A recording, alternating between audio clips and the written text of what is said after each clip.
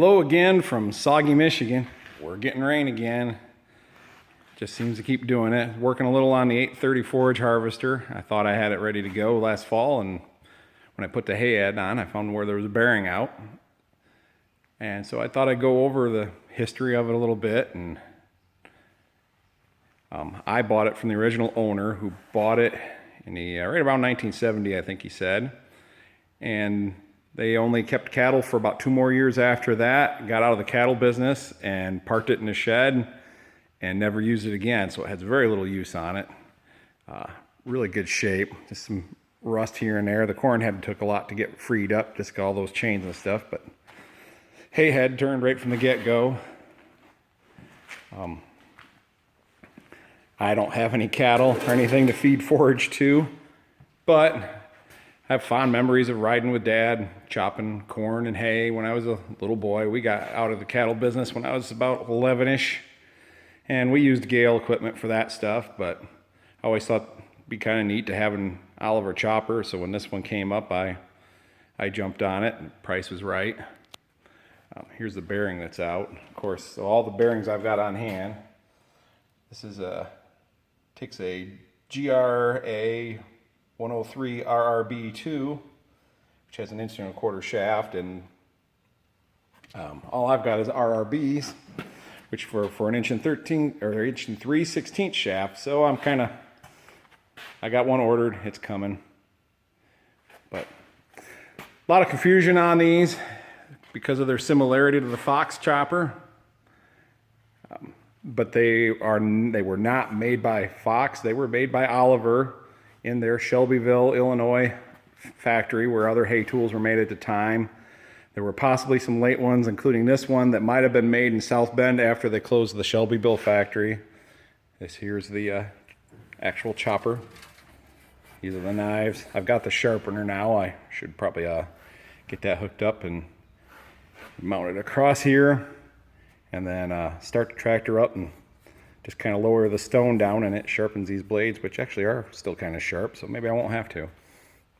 I've got another video on here of me last fall just playing with it a little bit in the corn, and maybe that's when this bearing went out. It didn't look like it'd done much damage. It was probably rusty and crusty from sitting around, and that little bit of running last fall finished it off or something, because I didn't notice it when I was checking it over last year. But at least I found it before run it a bunch and did some damage.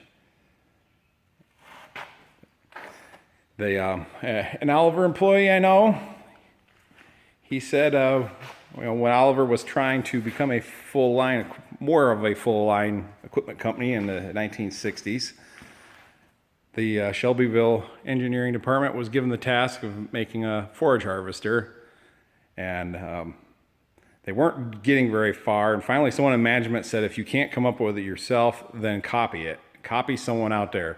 And lo and behold, they went out and they copied the Fox chopper to the point to where a Fox head will mount on this, excuse me, got a little bit of a spring cold going on.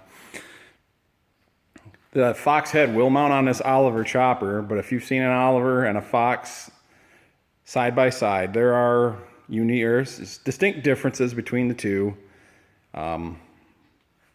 This one is the 830, and there was also the 840, which was a self-propelled. That one used the frame and drivetrain of an Oliver 525 combine, and then all the actual chopping parts were the same as the 830 here. And fortunately for me, I do have a couple of neighbors that still have cattle, still make forage, so I can take it to their place, play with it a little bit. They get some forage harvesting done. I get to have a good time. Everybody wins. This kind of dates this one here when you see a white over the Oliver sticker. That is late 69, 1970, when they did that for a while there, when they were kind of trying to combine all the different lines together.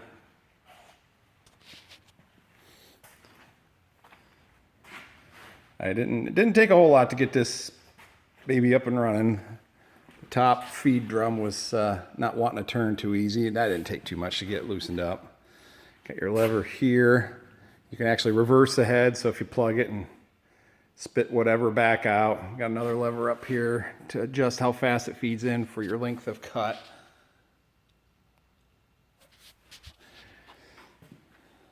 Swinging drawbar. Nothing fancy like the new stuff with hydraulic cylinders swinging it. It does a hydraulic cylinder for lifting the head mounts here, and then that cable hooks to it. This one's 540 PTO. They could be ordered with 1,000 RPM. There's a few fingers missing from the hay head. To see what I can find that'll be compatible, but there's enough on there to play with for now. I had to have my good friend Jim, the one that fabbed up the part for the 1600 backhoe.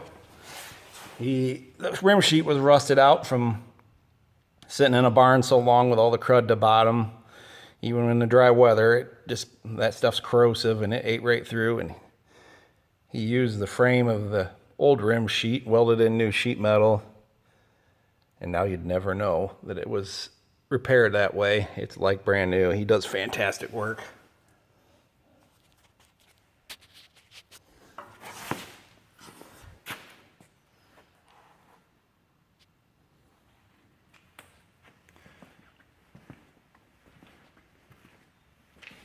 So that's the 830 chopper, Forage Harvester.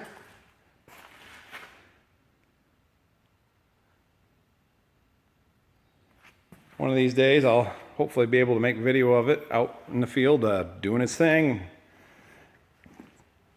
Decide which tractor to put on it. Maybe Herman, the way it's been raining. No, the original owner had a 2050 he pulled it with, and I've got a 2050, so kind of thought that'd be neat to pull it with that. Last fall I used the 1800, and for what little I did, that seemed to have enough power. That'll be the nice thing about hay. The corn head, you had to go a certain speed to get the corn to feed in right. The hay head, you can put her down in first gear and let things get shined up a little bit without having to force feed it.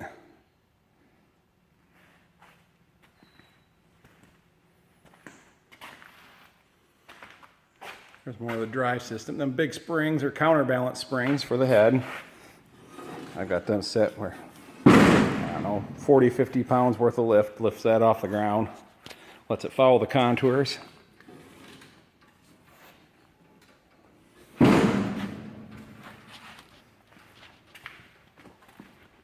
These are the remains of the bearing. Use the hot wrench to get it off.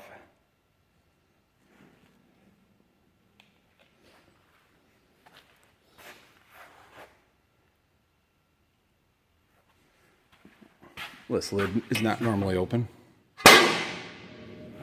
Secure these pins down to lock that shut.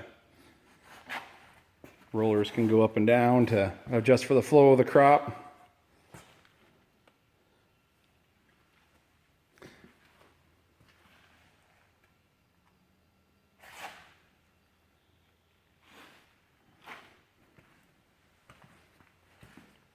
But that's the gist of it for now. Just waiting on parts. It's probably going to be next week before that bearing gets here.